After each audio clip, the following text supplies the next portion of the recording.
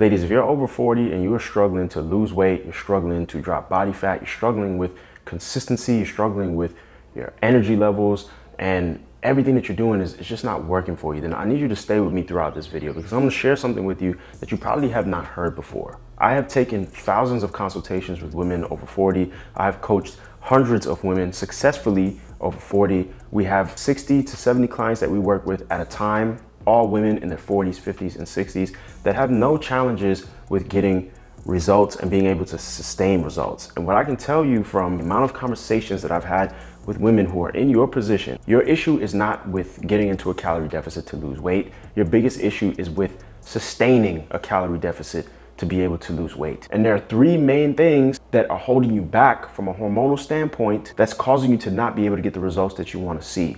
The first one is cortisol mismanagement. Cortisol is your stress hormone. And if you're going through your midlife transition, your body's becoming more sensitive to stress, meaning that smaller things agitate you quicker. Your body creates a stress response quicker. Your cortisol levels stay elevated longer. Little things will irritate you a lot faster. Your body will not respond to high intensity training, which is a form of physical stress on your body, in the same way. What this means is the training modality that you choose needs to honor the total amount of stress that you have in your life. A lot of you are doing these HIIT workouts and these high intensity stuff, killing cardio that's going to constantly elevate your cortisol levels on top of already living a stressful life, where work demands are crazy, family demands are crazy, your kids need you, you're in that sandwich generation where you're taking care of kids, but now your parents need you as well, and you're living an already stressed lifestyle, you're hardly sleeping, and now you're trying to stack high intensity workouts 5-6 days a week on top of that. Making matters worse, it doesn't make any sense. So we need to think about the modality of training that we need to choose within the context of what your life looks like right now, and scale back on some of the high intensity stuff, scale back on some of the intense cardio, focus on strength training, focus on moving your body more so that you can bring your base levels of stress a little bit lower while you work on the other parts of your life, while you work on navigating having to take care of your parents, while you work on navigating bringing your stress levels down around work, while you work on journaling more and doing holistic things to just keep your cortisol levels a bit lower. Those are the things that you need to be focused on. Nutrition plays a huge role in cortisol management as well. Whether you're eating foods that are high in protein, high in fiber, whether you're going too long. So if you're going more than 4 or 5 hours without eating food, those are things that cause your blood sugar levels to drop too low. If your blood sugar levels drop too low, your body will create a stress response. It's going to release cortisol to help mobilize sugar into your blood so that you can have some energy to get out of the stressful situation that your body is perceiving. And like I just mentioned to you, your body's becoming more sensitive to stress. So it's going to think that it's a bigger problem than it actually is. So the first thing that you need to pay attention to is having an approach that helps you to better regulate and manage your cortisol levels. The second thing that you need to do is pay attention to your blood sugar levels as well. So some signs that your blood sugar levels are not stable is you have energy crashes. You have very intense cravings, right? You experience a lot of fatigue. You're hungry all the time. These are all signs of blood sugar instability. And some things that lead to blood sugar instability: not getting in enough protein, not getting up in enough fiber, not eating enough frequent meals throughout the day.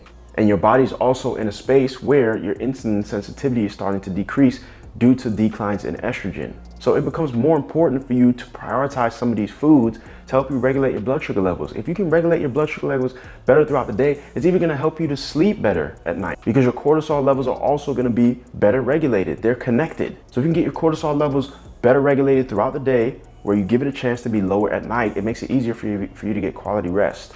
If you're getting quality rest, guess what? You're not gonna feel hungry and craving things the following day, because sleep is something that's linked to your hunger and appetite hormones. The next thing that you need to focus on is muscle retention. There's so many of you who are stuck in this space of just trying to do high intensity stuff, doing these boot camps. You're afraid to pick up the weights. You're afraid to lift weights, thinking either you're gonna get too bulky, or maybe that it's just something that's foreign to you. You've never done it before, which I can understand, which is why I try to simplify it as much as possible. If there's a video on my page walking you through the 7 functional movement patterns that everyone needs to master if they want to get good at strength training. That is where you need to start. Mastering the basics. Learning strength training is like learning a new language. When you start learning a new language, you learn the basics. Simple vocabulary: hello, my name is. Okay? You don't start off with these full-blown sentences and paragraphs and saying all these articulate things. You start off with the basics. Strength training is no different. But the reason why you need to strength train is because you are naturally losing muscle mass during this phase in your life. If your estrogen levels are declining, estrogen is something that impacts muscle protein synthesis. That is going to determine how much muscle mass you can build. It's going to determine how much muscle mass you can retain. So you are in a fight, and that is just the reality. You're in a fight during this phase of your life to hold on to as much muscle mass as possible. Muscle mass is something that also influences insulin sensitivity. The more muscle mass you have on you, our muscles have glucose receptors inside of them. So the more muscle mass you have on you, the more storage space you have to keep sugar inside the muscle so that it's not roaming around in your bloodstream. So you help to regulate your blood sugar levels without your body becoming dependent on insulin by building more muscle mass.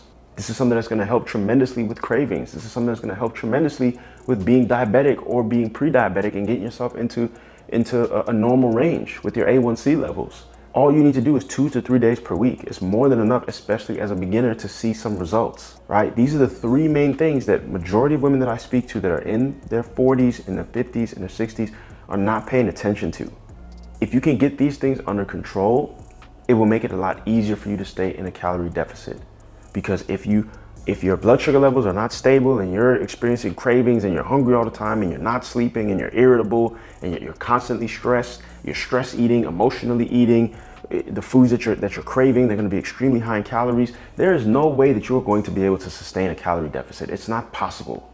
You're creating an environment in your body, in your home, that does not promote fat loss. It promotes fat gain. And if your cortisol levels are consistently high, that is something that promotes belly fat storage. So if you want to lose weight, be able to lose weight sustainably, if you want to change your body composition and be able to do it sustainably, if you want to lose the excess belly fat, if you want to be able to get toned, get lean, fit in your clothes again, have energy again, have vitality, have confidence that you're going to live a long, healthy life, you can no longer do the things that you used to do in the past and expect yourself to get the outcomes that you're looking for during this phase in your life. Your body is literally changing. Your hormones are literally changing. Your gut microbiome is literally changing. The way your body distributes fat on you is changing. Estrogen is responsible for fat distribution.